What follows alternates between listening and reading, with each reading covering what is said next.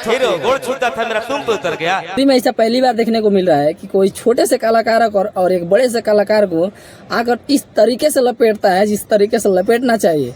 कुछ ऐसा ही होता है राकेश मिश्रा के साथ, जो कि भोजपुरी के इतने बड़े सुपरस्टार बोले जाते हैं। हीरो गोड़ छूटा था मेरा तुम पे उतर गया। हटाओ हाथ हटाओ, तुम पे उतर गया। ये जो लाइन है औकात पे रहो, औकात पे रहो, इज्जत कर। इनका नाम सुनिए, इनका नाम तो छोटू छलिया, आप इनको तो जानते ही होंगे। और राकेश मिश्रा के सामने इनका कोई भी औहदा नहीं है, भोजपुरी में कोई भी औकात नहीं है, लेकिन फिर भी राकेश मिश्रा को इस तरीके से रेलते हैं स्टेज पे, जिसको सुनने के बाद आप भी बोलेंगे क्या रेले हो भाई।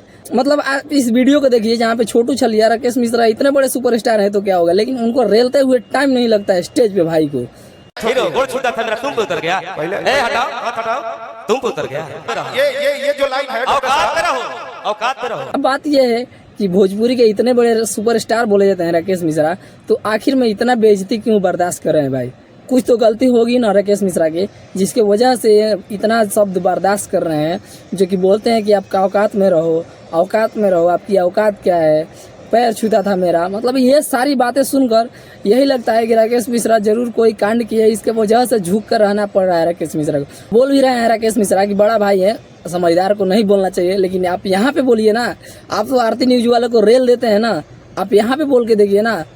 बोल रहा है आपकी औकात, औकात पे रहो, इज्जत करते हैं, औकात पे रहो, तुम पे उतर गया। अब ना बोले के चाहिए, समझदार का ना बोले।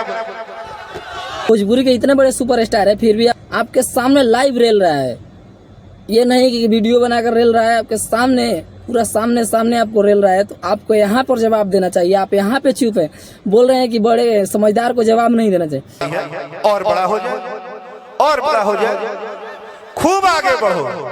ये तो आप यहाँ पे जवाब दीजिए ना। हर जगह तो आप जवाब देते हैं, ठीक है, लेकिन आप यहाँ पे जवाब देकर देखिए ना।